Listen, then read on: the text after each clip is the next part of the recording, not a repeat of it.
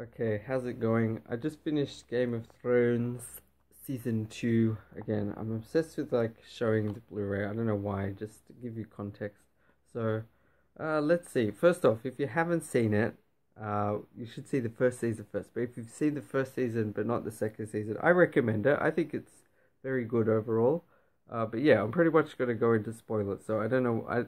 Only people that have seen it should watch this. Okay, where should I start? One of the main things is how much the world has expanded in this season compared to the first one. The first one was relatively intimate. It reminds me of like Star Wars compared to Empire Strikes Back, which really expands the whole world. So yeah, in the first Game of Thrones, you've got mainly just the Starks who are sort of together as a family, and the Lannisters, and then you've got maybe Jon Snow up in the north near the wall. That's about it. Maybe there's Daenerys is doing her thing wherever. But there's not that much going on. This one, it's like all of a sudden you've got like 10 different people who consider themselves the king or the queen or the rightful heir to the throne. You've got Stannis, Baratheon, Renly. Let's see how many names I know. The King of the North, King Joffrey. What else? Daenerys thinks, I'm the queen, and that other girl who's like a Tyrell or something, she thinks, she should be the queen. She wants to be the queen, however she does it. What about in the east side? Yeah, over in Cast, that's where Daenerys is. I don't know. I guess maybe there's one or two other things going on. I can't remember all the details, but yeah. So yeah, lots of people that it's very funny. It's a kind of a weird psychological thing. Oh, the Greyjoys as well, like Theon Greyjoy. I'll get to that, but it's interesting how many of them just consider it's their birthright. They are the rightful heir to the throne, and all the others are imposters, or they're not really deserving. Whatever. Yeah, it's a weird psychological thing. It's kind of like where everyone thinks they're an above average driver, or a lot of people do. I think that's true of many things. Or even like I've been a teacher, a clown, a DJ. All of those jobs I find, possibly some others, are ones that people critique very freely. Like people who have never been a clown before will say, "Oh, he's not very good. He's not entertaining the kids enough," or whatever it is. A teacher, it's easy to criticize, like they don't teach kids enough. They forget everything. It's like you have no idea what the job is like. Have you done it?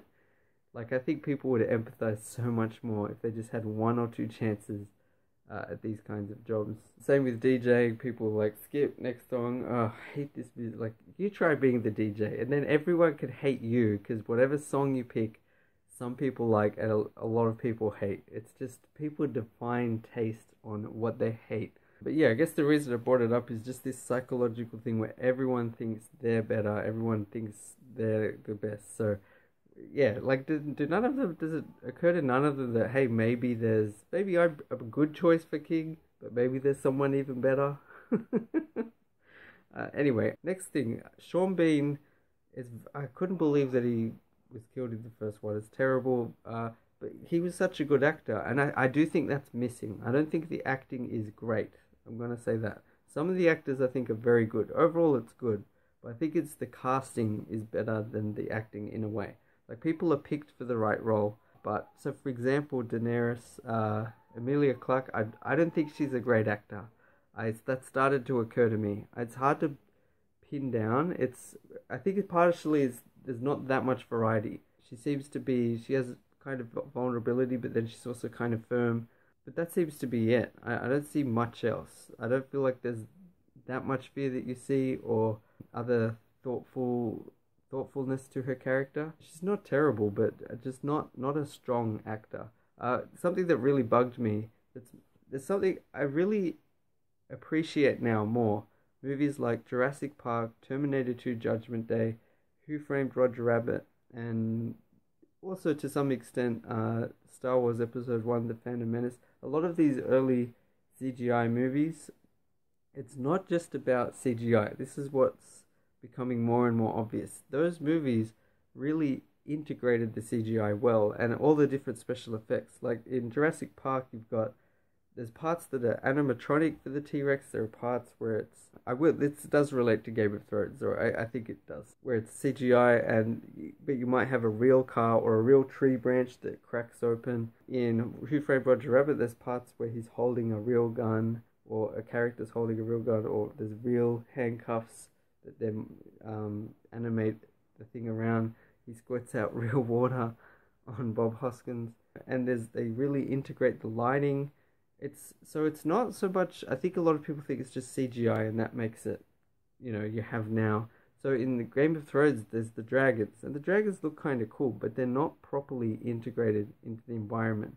They don't really interact with it much. And there's a part that bugged me where Daenerys has a dragon on her shoulder. She's just looking in the direction. Her eyes don't move. They're just looking in a direction. And the dragon's moving. Like, it's not just still. And if you are looking at something, first off, if it's near you, your eyes cross. Like, if I'm looking at something in front of me, I don't look like that. I look like that. I don't know if it comes up, the difference, but your eyes slightly cross. And that's not necessarily that easy for an actor to do. It's so hard to act to something that's not there. It's extremely difficult. And any director that makes an actor do that is, I think, not really giving the actor a proper chance. But it just bugged me. And there were a few parts like that where it's like really obvious they weren't looking at dragons at all. They weren't even focused in the right spot. And as the dragon moved, their eyes didn't move. And it bugs me. It's not like I'm picking on that. It stood out like really badly. And it just felt stupid. Like, okay, we've got actors, we've got CGI, no interaction. Whereas things like those other movies I mentioned, Terminator 2, Who Framed Roger Rabbit, Jurassic Park, you see things and you think, wait a minute, which parts were real and which parts were CGI? It's not always easy to tell. And there are parts where I think, wait, how did they do that? Yeah, they're very creative and very smart how they do it. And that's the essence of good special effects. Anyway, still the strength is the story. It's so involving, and the characters are really interesting. You really care about them, even the good and the bad. Tyrion Lannister, the little imp, I forget the actor's name, he's really good. I like his acting a lot, and I like the character. He's, I guess you could say he's flawed in an interesting way, but he's maybe one of the best, one of the nicest, most caring characters. He's intelligent, but he's not cruel. He's not cruel in the way the others are, and he's kind of confident, but he's also scared at times. I really like some of the quotes. They sort of mention, are you scared? And they say, or one of the characters will say, I'm not scared, and they're like, well, then you're an idiot.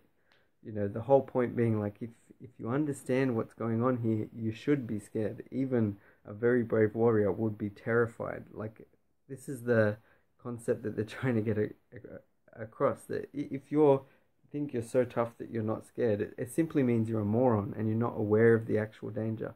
It reminds me a little bit of The Dark Knight Rises, where Bruce Wayne, Batman, has to sort of learn, or he's talking to this guy who says, fear is a really important motivator. You need fear to drive you to work even harder, to do the impossible or whatever. And that's kind of what he needs psychologically to help him climb out of the... I don't know why I'm doing that. Why doesn't he just climb up the rope, actually? I don't completely understand. Anyway, out of the well, right? But yeah, it just seems like a similar theme of like, you should be scared. There are certain things that are worth being scared about. Let's see, other characters. I really like Arya, or Ari, as they call her. There's a lot of mystery with this other guy that she meets, and that's one of the best qualities of the show. It doesn't just have stupid cliffhangers. It's got really good tense moments and clashes between characters and interesting insights, and it feels very truthful. Very people are true to who they are. They're not constantly out of character, but they do have strong characters, as opposed to a lot of shows where people just you could swap the lines around between people and it wouldn't make any difference. There's no real meaning. There isn't really any character to a lot of TV shows. But yeah, it keeps you interested. I want to know what's going to happen next season, next episode, and where's this going to lead to. It's very good in that way. Episode 9, the second last episode, was epic. The huge battle that, reminded me of Lord of the Rings or a lot of other sort of fantasy action movies, but really well done. There's this epic... I had ideas of what was going to happen. I thought maybe they were going to put oil on the ocean, because I thought, okay, maybe they deliberately don't have a fleet, because Stannis is coming with his huge fleet, and then there's like very few boats, and I thought Tyrion's got something planned, but I wasn't sure what it was. And I knew he had all that fire stuff somewhere, and then I thought maybe he's going to just put oil or or kerosene, something that's flammable along the surface of the water, and then just chuck all this fire stuff down and just burn them. And I was impressed. I was like basically on track. I don't know what that green stuff was. Special kind of fire. It's interesting. The first season there wasn't that much magic or fantasy really. It was just the time, the setting, the location. It's kind of medieval. But this time there's a lot more magic. This green stuff was obviously some kind of special explosive, dangerous thing. And that huge explosion, or there's like 2 or 3 big explosions, is just epic. But the fact that Stannis then just keeps following through and still has a lot of ships left, a lot of soldiers, and they come up, and they're just, the way that was all directed and done was, I thought, really excellent. But yeah, another thing, it's set in medieval times. I just like how we romanticize these olden times, and yet, they didn't have toilets back then, they didn't have soap, and yet all the characters, of course, look way too clean for the time that they live in. Even the dirty ones, you can see they're like a 21st century actor or extra with some, makeup put on to make them look dirty. Like, I just feel like if they were really from that time, they'd be missing teeth, and like they'd be just so wrinkly. I mean, I don't know. Maybe it wouldn't have been that bad, but yeah, just in relation to that, even in the first season, there's some references to like the moon and the sun and these gods, and it's like, it makes you appreciate science, and it kind of ruins it a bit, because I really like in Lord of the Rings as well, where there's this real connection to nature, especially in the books. You don't talk about time amounts like 10 minutes or 8 minutes and 3 weeks. It's always about when the moon, at sundown, at sunrise, when the last leaf of autumn falls, that sort of thing. It's more connected with nature. Is really cool and interesting, but at the same time, with some of the references here, it's just kind of sounds stupid. Like, even the whole winter is coming, and it's been coming for like 2 years, or I don't know how long. And they talk about like there'll be like a 6-year summer and then like a 20-year winter. Like, I'm curious. Does George R. Martin, like, does he understand the seasons, like that it's once a year? I'm like very confused. Or is it just a fantasy land? Like, how does this planet orbit its star? Is it Earth? Or, I mean, I know it's just a story, but I just find it funny. Like, this idea that summer and winter would have like arbitrary lengths that vary. I mean, it's not completely stupid, because we do have ice ages, and they have more of an intermittent kind of length. They come and go. We're in an interglacial at the moment, as far as I understand, which is why I find it at least mildly amusing that people are afraid of global warming, when like we've had ice ages in the past, and potentially there'll be another ice age. So if we're getting a little warmer, like, I don't know if that's the end of the world, but anyway, I don't want to get into that. That's something I want to learn more about and get the facts. But yeah, I just find that funny. The lack of science kind of ruins it a bit. You think, wow, this is so meaningful. These characters that are strong and smart, and this is what life is. And it's like, well, except they don't have any technology or science, and they're kind of stupid in that sense. But okay, what else to talk about? The violence is full on, but like tasteful. It's all appropriate for, well, I don't know if tasteful is the right word, but well, it is. It doesn't go too far. Same with the sex scenes. There's not that many, but they're appropriate, and it just feels like it's more a matter of it doesn't shy away. It's not censored. It's not, I can't think of it, but like, it's not shy about those things. It's not deliberately holding back, but it's also not grotesque. But yeah, some of the violent things are intense, and I can't remember if I mentioned this when I reviewed the first season, but a big part of it is the psychology of it. It's so realistic, the way it depicts it. There's a guy who gets, his leg gets amputated, and just the fear, and he's like, oh, it'll heal, it's all right. And then just while he's saying that, just tying it up, he's like, no, come on, please, no, oh my God. He's freaking out. He's terrified, as I think anyone would be. And I'm terrified for him, and I'm like, oh my God, I can't. Gotta take breaths. It's way scarier than pretty much any horror movie I've seen, because it's real, it's realistic. That kind of thing is much more affecting. Yeah, just he's given a gag, and it's like, trust me, it's better to bite on this than your tongue. And then just he screams as it cuts through. Oh, it's brutal. And that's just like a little sample. Let's see, what else? King Joffrey is like, yeah, likably hateable or something like that. Yeah, he's terrible. This spoiled little brat. But I kind of like that at this point Tyrion has stood up to him, and a few others have just kind of been a bit dismissive of him and slapped him in the face. One of the best themes of this TV show is the power, and they do talk about it directly in some ways, not in some ways, at some points where they sort of, it's so psychological. Like, what is real power? You can have, one of them asked a question like something about there's a priest, a warrior, and a king or something, and I forget what the question they asked was, but it implied that your answer really reflects on you, who you think has the power, who you think has the edge. Because, you could say a king, well, they have a lot of power. They are the king, they're in charge, they rule the land. But if they're in the middle of nowhere and someone else has a sword, then, who has the power? It's very interesting. And if you have a king and no one respects them, no one likes them, but there's someone else who's a nobody, but everyone knows them.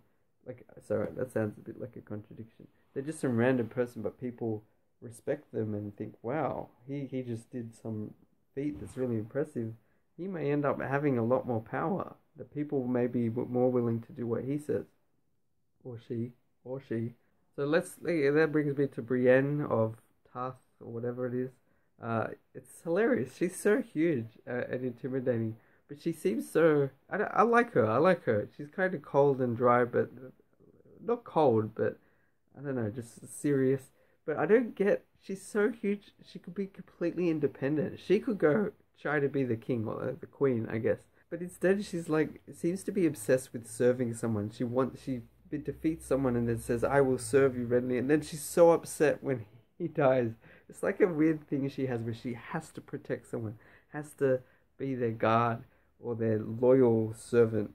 She wants to be the greatest, most loyal knight or warrior. Like, I think that's really cool, but it's just funny. It's like she's still a child in a way. Because then, she's so upset about that, and then she's like, "I will serve Caitlyn," and she'll just do anything she says. It's like, you don't you want to get paid? Don't you want to just be free to do what you want, or pick somewhere, a place where maybe your values align with theirs? But she just wants to be loyal. That's the impression I get. I think I like Jaime Lannister. Like, I find him interesting. He's such a smart ass to everyone, and he thinks he's so clever. Yeah, he's kind of cocky. And, he was very handsome in the first season. Now he's been a prisoner for like a whole season. In dirt and mud the whole time. And yeah, when Caitlyn decides to let him go and then Rob finds out. It's by the way, it's very cool that I know all these names. Like, I'm not usually good with this. That's how good the characters are, how meaningful they are, and how much time they get to really develop and to do meaningful things between each other. It's effortless to learn a lot of the names. There's still a few I don't know, but you get to know it. It's also exciting for me. I used to be so bad at following plots, and now I'm able to generally follow the plots very well in this. But it's a testament to the story itself, and overall the filmmaking is really good. But yeah, there's a lot of that kind of thing where someone makes a mistake, and then another family member who they're so close, but then there's a clash, or they're just angry at each other. It's really good drama. A big part that I really liked in the show was Theon Greyjoy. What happens with him is, at first I just thought, man, I hate this guy. What's going on? He's such a jerk. I mean, he was with the Starks. I think I basically thought he was a Stark in the first season, but I think I became aware there's a couple of references that he has a different name. But he's basically like a brother. And then I don't know what he did, but then I really empathize with him now. Like, seeing all the... Like, I mean, okay, so he's kind of a bad guy, but he's so lost. It's so tragic and really heartbreaking. It's like a Shakespearean tragedy. But the thing with Shakespeare tragedies, not that I'm an expert, but like, say, Othello, Macbeth, maybe Romeo and Juliet, I know the basic idea. And in all of them, I feel like the main characters are basically idiots. Like, Othello is like... thinks his wife is cheating on him, therefore she must be cheating on him. And then I forget what he does. Maybe he kills her or something, or tries to, and then finds out it was a mistake or whatever. And it's like, you idiot. Romeo and Juliet, they basically, due to confusion, end up killing themselves. It's like, that happens in all of them. Macbeth finds out he's got to be king, apparently, possibly due to some witches, which is not guaranteed. It's just a, prediction, and then decides to kill the king. That's like if I said you're gonna win $1 million, or in a week you'll have $1 million, and then you decide to go rob a bank. Like it, I don't know. I think I'll revisit that another time. But it doesn't. They're stupid. But in this case, I feel like there's a real tragedy where this boy, right, Theon, right, or adult, he's a young man and he wants to, I don't know, maybe be more independent. It's so clear that he wants his parents to be, his dad to be proud of him. He wants, what is it, to belong, acceptance, what's the word? Recognition, something to, yeah, whatever that word is. I'm probably going to shout at the screen when I see this later. But it's brutal when he sees his dad. I thought, oh my god, his dad is such a jerk. Like, just no warmth, no kindness, no. Oh, good to see you. And then I think it's a classic thing of who are your real parents? Like the people that biologically created you, or the people who you've been with for years or decades that look after you, that have brought you up and helped you grow and been there for you in those tough times and good times. Right? Who are your real parents? Because I really think that's such an important thing, that people value family. And I think that's fine, but you have to value yourself and your own well-being number one. That's the most important thing, because there are cases where family members could let you down, or they can be completely unreliable, or they go on a really bad path that you have to say, you know what, I'm letting go. And you can't blame yourself. It's so important. So yeah, and then his sister's kind of manipulative, and yeah, okay, maybe he's not the nicest guy. Maybe he's a bit, what's the word? A bit of a womanizer, a bit superficial, because he kind of grabs his sister without realizing it's her. But then she could have just said, like, it was a bit of a, yeah, a bit not nice of her. But what gets to me is the degree to which he gets no respect from anyone. There's a part where he's like the captain of this little ship that they're only giving him one boat to go to some random place to get to fight fishermen or something, where she gets 20 boats. It's like, how much more could you express to someone that you're not the favorite child, you're the dud. It's a bit like with Tyrion, who's the little, the midget who doesn't get treated as well as the other Lannisters, but it's, in a way, it's made him tough. And Jon Snow gets he's the bastard child, and then Tyrion picks on him for that, but it's like pointing out, we're in the same camp here. And then Theon, it feels a bit similar, like he was captured as a prisoner, but then was looked after, but then he's really confused and lost, and then the decisions he makes, like, I wouldn't do myself, but I can sort of understand where he feels in that.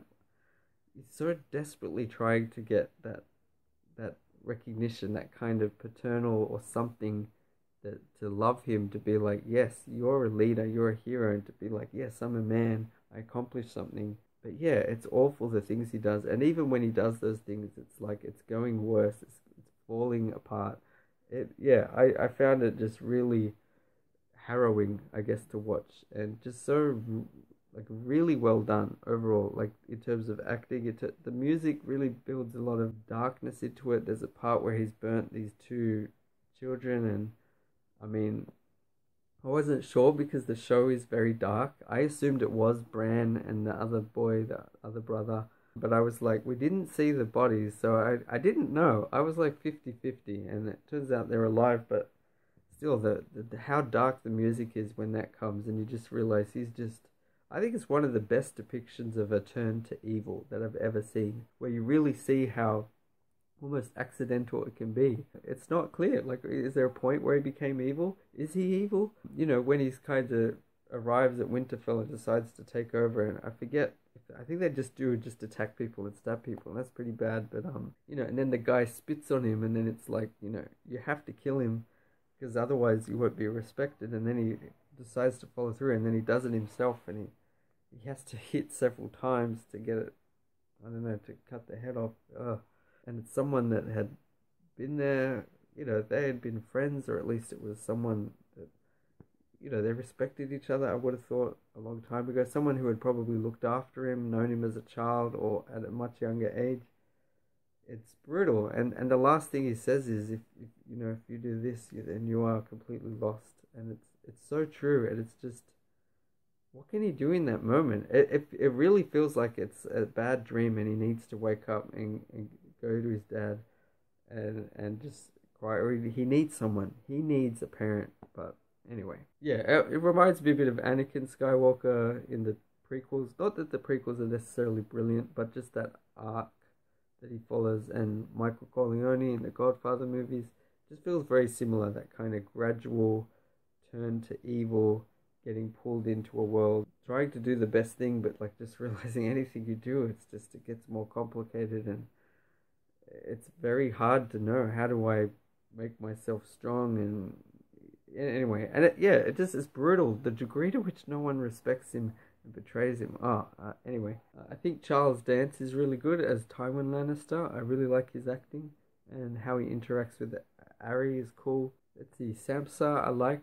I guess I get her role's not overly complicated, but some of the things that happen, like when she nearly gets raped, like that's, again, it's captured so well. Not that I'm an expert, but it seems so realistic and extremely disturbing. And that was one of the cases where this guy comes in and kills the other three, and it's like, that was one of the cases where I was like, I have no empathy for the pain that they go through. I was like nearly cheering, like that, they deserved what they went through. Whereas a lot of the other violence is sort of like, oh man, was that necessary? This one was necessary, I think. I find the stuff over at Karth pretty interesting. It's very mysterious. It seems a bit weird because I've learned about economics a bit more, and I'm curious, how did Karth become so well off? How can it be isolated? I don't even think they do seem to have water. They did have rivers and stuff. How are they so rich? They must do a lot of trading, I'm guessing, because that would be the only way to sustain it. But if you're kind of blocking it off and turning people away, I mean, in a way that's smart. You don't want just anyone coming in. You don't want thieves and robbers coming in. But yeah, some of those characters are interesting. That guy who could appear in multiple places, that's kind of creepy. And I guess that's just a magic power he had. And he kind of revealed that it was due to Daenerys and her dragons. And the dragons have more power when she's near them. It was weird though when she got them to burn at him. Again, I thought was bad acting, where she didn't seem to even move or react to their fire. I think you've got it. Your character has to have moments of surprise and moments of seeing something for the first time and then adjusting. The first time that they're doing that to someone, she shouldn't have that kind of confidence. She should be a little bit surprised or watching and being like, whoa, this is cool. This is the power I've got. But there's none of that. There's no subtle moments with her. This is something that bothers me a bit. But yeah, he gets killed, and then it's like the chains just wither away. I'm like, weren't they real chains? They look pretty real to me. Why does that always happen in like any movie with like an evil bad guy, a wizard? Once he gets killed, like everyone comes back to life and everything is healed. It just like magically fixes everything. It's like, it doesn't work like that. When you kill Hitler, it doesn't magic. It's not like everything came back and all the buildings uncrumble. It's like, no, unfortunately in the real world, everything's still stuffed up. I should mention though, I think Daenerys was very attractive. She looks very nice. But also that other lady, the one who, someone asks her, do you want to be a queen? And she's like, no, I want to be the queen. She was attractive. What? Come on, I've gone 30 minutes without going into that kind of thing. But yeah, that guy, Baelish, Aidan Gillen, see, he's in The Wire as well. Let me grab this. So he plays this character, right? So I think that's pretty good range. It's quite a different character. I like him and the other guy, I think Varys, the bald one, who's thinking a cuckold.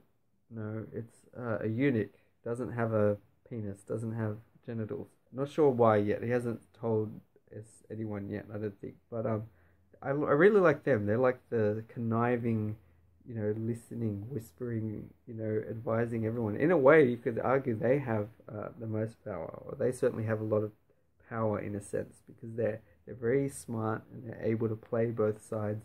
listen in on lots of conversations. A lot of people seem to trust them, but I like them. I think they're interesting. I guess Baelish seems to be a pimp and an advisor.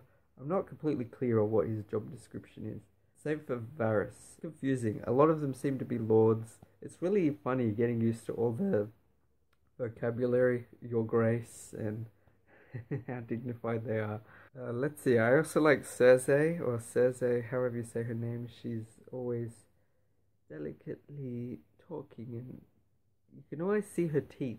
And she's just, sometimes she's smiling, and I don't know. I like her acting. I think she's very cool. I haven't seen her in anything else. Yeah, that, I don't know. Her character seems very human as well. I don't know if that makes any sense, but like, she's not just evil, but she's maybe a bit of a selfish person, but just kind of, she's in an awkward position as well. Like, she ended up, being the queen to this drunk guy who then also, yeah, so he went out with some other women, right? Yeah, but then she's also having incest with Jamie, and then she admitted that to Tyrion. That was interesting. I guess it's like once everyone knows, if someone already knows and they completely suspect it, there's no harm in admitting it to them because they already know, and you can always deny it. It's not like they can say, "Ah, she admitted." It's like, well, you already thought that, so it makes sense for you to make that up. That's kind of messed up, though. That must have been pretty common back then, though, I'm thinking. And just maybe I'll talk a little bit about I know this is going for ages, but yeah, I mean, 10 episodes, 60 minutes each. That's like 60 hours worth. So, hang on. What am I talking about? 10 hours worth. 600 minutes worth. Idiot. God, I'm stupid sometimes. Again, I think the strength is the casting is good, costumes, design, overall look is good, the consistency of how it's made, but mainly the story. The story is so good, the characters obviously based on the book and all the details. Other aspects that I don't think are as special are the music. It's not amazing. It works, but like if I think of other movies and things, there are a lot of single movies where I know 4 or 5 themes from that movie or musical parts that I really like.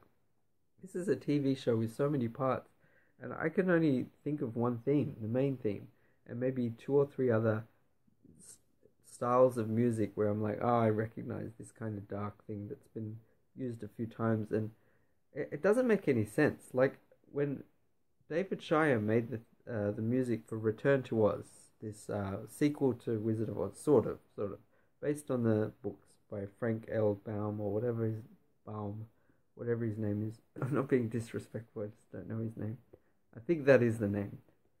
Anyway, I'll try to be modest, like not, I know what the name is, I think that's the name. But each of the characters in that movie got like their own theme and their own instrument, and this is a perfect opportunity to have Daenerys' theme, or the dragon theme, to have a theme, maybe even for her connection with whatever that, Sir Loras or whatever, Ian Glenn, he's got an I-A-I-N, I don't know what that is, Ian, or Ian, just with an invisible, a silent I. A theme for Stannis, a theme for whatever, King Joffrey or the Lannisters. There's so many places and things that could have themes, but so in that way it's actually kind of lackluster. So it's okay, it works, but it's so much weaker than it could be. The other thing is there's quite a few shots that look nice, that actually look kind of cool, but it never blows me away. There's never this true beauty. Same with the cinematography. There's never anything that I'm like, whoa, that was a cool shot. Like, none. There'll be a handful that I think, generally looks nice. So that was kind of an interesting thing to do, but not much at all. I really think that's such an important thing. An extreme example would be the Evil Dead movies by Sam Raimi, where you just have all these crazy camera movements and unique ideas that are really creative, but the thing is they do add a lot to the movies. If you took that out and had very plain direction, those movies would be nowhere near as exciting or funny or interesting.